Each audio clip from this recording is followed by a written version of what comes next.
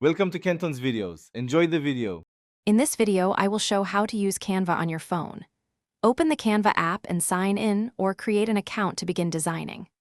I will guide you through picking templates, resizing canvases, and using tools like text, photos, and stickers. You will learn quick gestures for zoom, rotate, and align, plus how to save and export your work for social media or printing with simple, repeatable steps. Tap elements to edit text, change fonts, adjust color, or tweak alignment while I explain practical tips that save time. I will show layering, grouping, and using the undo history so you never lose a change. Learn to replace images, apply consistent filters, and use spacing guides to create polished layouts.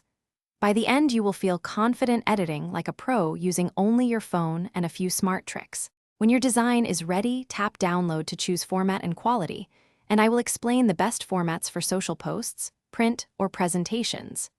You can share directly to apps, invite collaborators with a link, or save designs to organized folders to find them later. I will also cover how to export transparent backgrounds and prepare files for print so your phone-made design looks great everywhere you use it.